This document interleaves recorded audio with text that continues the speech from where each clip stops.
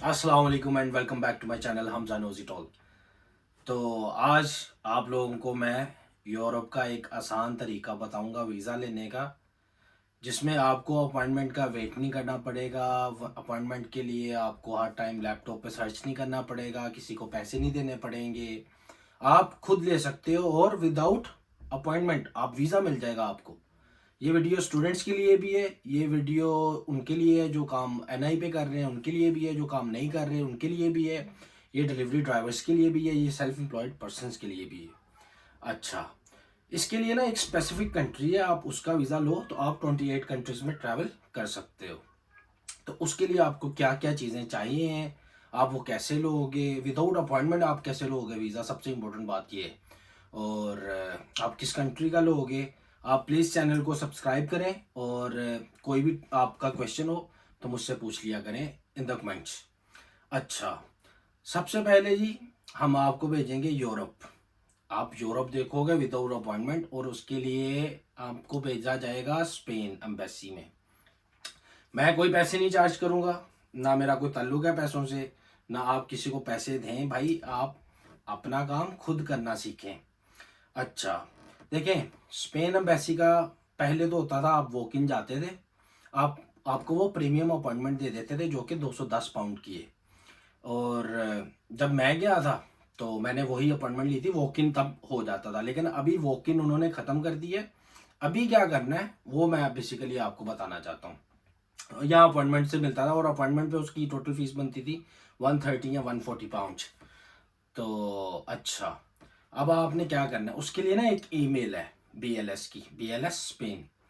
और उस पर आप मेल करेंगे। आप क्या क्या डॉक्यूमेंट्स मेल करेंगे वो मैं स्टूडेंट्स के लिए पहले बताऊंगा, फिर मैं वो जो वर्कर हैं नॉर्मल एनआई पे काम कर रहे हैं जिनकी कॉन्ट्रैक्टेड जॉब्स हैं उनको बताऊंगा, जो सेल्फ एम्प्लॉयड हैं उनके लिए भी बताऊंगा। सेल्फ एम्प्लॉयड में डिलीवरी ड्राइवर्स भी आ जाएंगे और दूसरे भी आ जाएंगे, और जो एनआई पे काम नहीं कर रहे उनके लिए भी बताऊंगा। आप सब विदाउट अपॉइंटमेंट यूरोप का वीज़ा ले सकते हो और सबसे पहले आपको एंट्री उसी कंट्री में करनी पड़ेगी।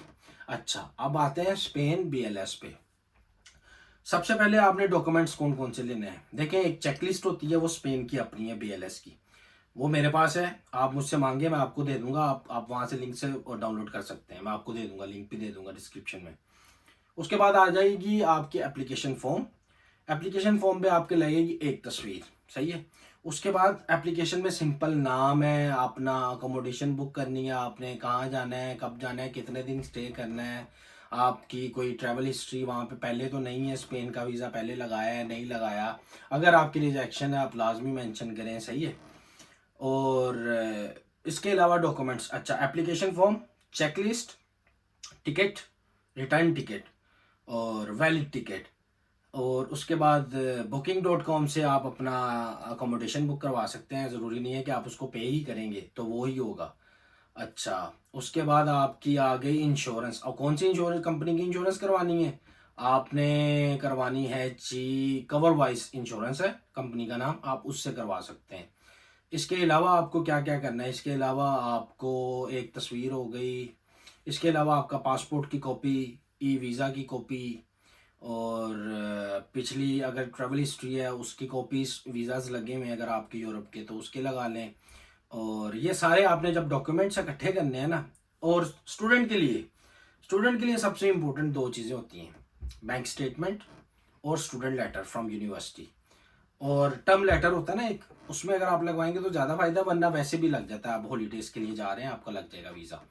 और रिजेक्शन इसलिए होती है क्योंकि लोगों के डॉक्यूमेंट्स पूरे नहीं होते। और आपको बैंक स्टेटमेंट कितनी चाहिए, आपको बैंक स्टेटमेंट चाहिए जी 500 पाउंड से 800 पाउंड, जिसमें आप टिकट ऑलरेडी ले चुके हो, अकोमोडेशन आपकी ऑलरेडी बुकड है, आपने वहाँ पे टाइम स्पेंड करना है। आपने कितने दिन स्पेंड करना है, आप 3 से 5 दिन का टाइम रखें, सही है, किसी भी कंट्री का। लेकिन आपने अगर स्पेन का वीज़ा लगवा रहे हो तो सिर्फ और सिर्फ स्पेन का ही बताना है कि मैं सिर्फ स्पेन ही जा रहा हूँ, बाकी बाद में देखी जाएगी, बाद में आप travel, you can travel any other country as well with Spain visa. अच्छा, तो अटेंडेंस लेटर भी लगेगा। अब ये हो गया स्टूडेंट के लिए। ये अब आपने जब हो जाएगा, आपने ये सारे डॉक्यूमेंट्स भेज देने हैं, मैं आपको एक ईमेल दूंगा, उस ईमेल पे आपने भेज देने हैं। जैसे ही वो भेजेंगे आप उनको बताएं, 1 महीने का गैप रखना है आपने, सही है, वो मैं अभी आगे बताता हूँ वीडियो में आपको क्या करना है। अच्छा, अब आगे जो कॉन्ट्रैक्ट पे हैं, कॉन्ट्रैक्ट में इन सिर्फ 2-3 चीज़ें ऐड होंगी और पे स्लिप्स ऐड होंगी 3 महीने की, आपका कॉन्ट्रैक्ट लेटर ऐड होगा और आपका permission to leave from your company. जैसे ही वो आप उनको सेंड करेंगे आपका भी हो जाएगा। बाकी सारी चीज़ें वही, आपको स्टूडेंट लेटर नहीं चाहिए, आपको अटेंडेंस लेटर नहीं चाहिए और आपको बैंक स्टेटमेंट चाहिए और आपको भी सेम बैंक स्टेटमेंट चाहिए। आप थोड़ी ज़्यादा कर लें, £1000 से 2000 क्विट्स कर लें तो अच्छा, ये चीज़ें हो गई। इसके अलावा वही application form, check list, booking, hotel booking, ticket booking and insurance and your picture, passport size picture, your passport, e visa, whatever visa you have, just go with that.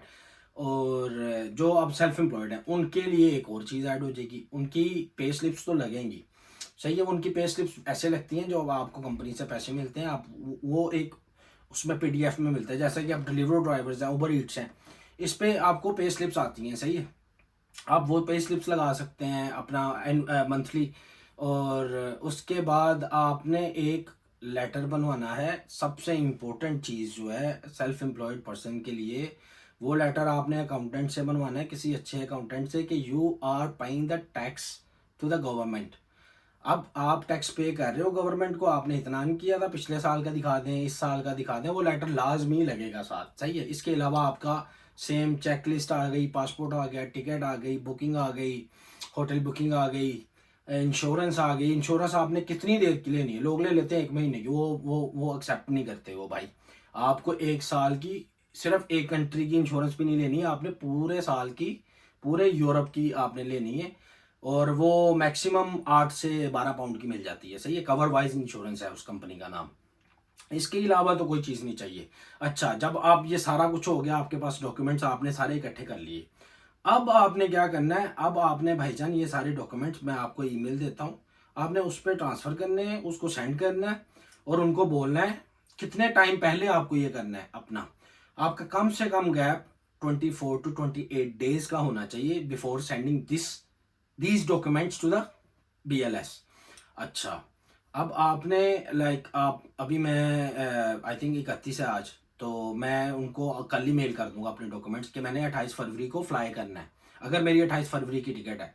अगर तो मेरी 14-15 फरवरी की टिकट है तो फिर तो कोई chance नहीं है, 14-15 दिन पहले नहीं करते अप्लाई। आपने टिकट लेनी है एक 24 से 28 दिन के गैप से, फिर आपको अपॉइंटमेंट भी वो फ़ौरन दे देते हैं। आपने ईमेल में क्या लिखना है, आपने ईमेल में लिखना है कि आपने ये डॉक्यूमेंट्स आपके पूरे, और आप अपनी अपॉइंटमेंट लेना चाहते हैं, वो आपको प्रीमियम अपॉइंटमेंट देंगे जो कि 210 पाउंड की है। आप जाएं, अपना वीज़ा लगवाएं और यूरोप घूमें। इसके अलावा कुछ नहीं है। अब आपको चीज़ें क्या क्या लेके जानी है वो मैं फिर कभी आपको बताऊंगा कि आप कितना सामान लेके जा सकते हो, आपको टिकट कहाँ से बुक करनी चाहिए, कितने की बुक होती है, कितनी देर पहले करनी चाहिए, और आपको होटल बुकिंग कहाँ से करवानी चाहिए, पैसे दे के करवानी चाहिए कि नहीं करवानी चाहिए। ये सिंपल सी चीज़ें हैं, ये मैं आपको दोबारा किसी वीडियो में बता दूंगा।